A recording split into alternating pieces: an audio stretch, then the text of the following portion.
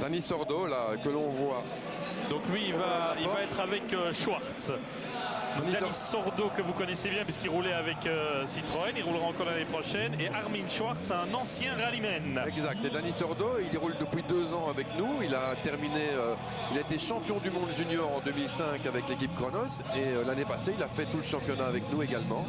Et il a terminé 5e du championnat du monde en faisant 2 doublés avec lui et Sébastien Loeb en Catalogne et en Allemagne. Donc c'est un pilote de 23 ans, plein d'avenir, qui allait dans l'ombre. Il raye le parquet tellement il est motivé. Mais non, je pense que c'est un pilote vraiment très bien. Et, sur l'asphalte, en tout cas, il est pas loin de Sébastien. Il a encore un peu de travail sur la terre. Mais on a passé 2 super saisons ensemble. Et voilà, donc je pense qu'il a beaucoup de talent et un bel avenir devant lui.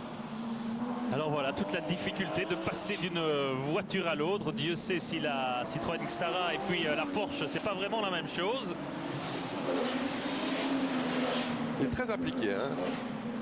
Armin Schwartz, quant à lui, a roulé beaucoup avant. Cette année-ci, il a fait un peu le même métier que le mien, puisqu'il s'est occupé d'une équipe de Skoda en WRC avec le team Red Bull. Et voilà, mais ça va être plus dur pour lui. Ouais, un vétéran rallyman, toujours très spectaculaire. C'est magnifique, hein, très belle glisse d'Armin. C'est pas très efficace, mais c'est très joli. Ouais, on le dit, hein, toujours spectaculaire.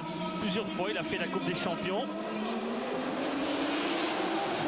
Et au temps intermédiaire, c'est Sordo qui est en avance avec 1 seconde 5. Il n'est pas à l'abri, évidemment. Exactement. Tout qu'on a vu tout à l'heure, l'erreur de Peter Hansel avec la même voiture sur ce terrain piégeux.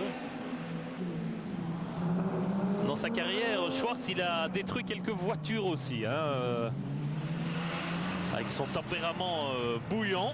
Ah, je pense que la dernière année qu'il a roulé en WRC, il a inauguré le Super Rally, c'est-à-dire la possibilité de repartir après avoir fait un accident. Et je pense qu'il a été pratiquement champion du monde du Super Rally. Ah, voilà. D'ailleurs, il nous en fait une. Tête à queue. Il va dans tous les sens, Armin Schwartz, mais en attendant, eh bien, ça fait les affaires de Sordo, bien sûr, et en plus, il a un petit carton jaune au passage.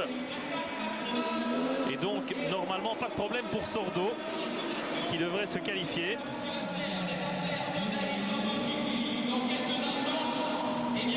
Dani Sordo, à qui j'ai discuté tout à l'heure, et je lui ai dit n'oublie pas, ne pas glisser. Alors je sais que ça va à l'encontre du spectacle, mais c'est un gage d'efficacité ici. Voilà, victoire pour Dani. Voilà, Sordo, l'Espagnol. Les Espagnols qui n'avaient pas fait très long feu dans la course par équipe. Eh bien, ça va mieux.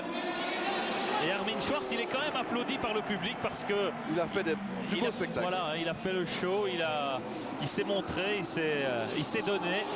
Et les gens aiment bien aussi. Oui, d'ailleurs, Sordo, dans son tour d'honneur, regardez, voilà.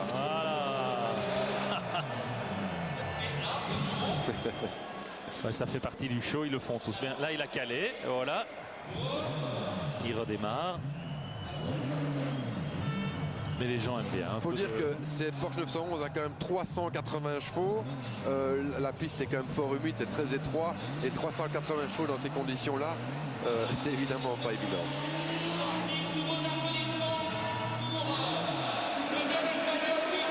Voilà, Sordo, le jeune Sordo. On a vraiment passé 2 bonnes années avec lui. C'est vraiment un gars qui a pris confiance au fur et à mesure de l'année. Il a eu une petite passe difficile à partir de Chypre, où il a fait une sortie en Finlande. Mais c'est normal pour un jeune pilote. Et là maintenant, je pense qu'il va être mûr pour être le bon lieutenant de Sébastien pour la saison.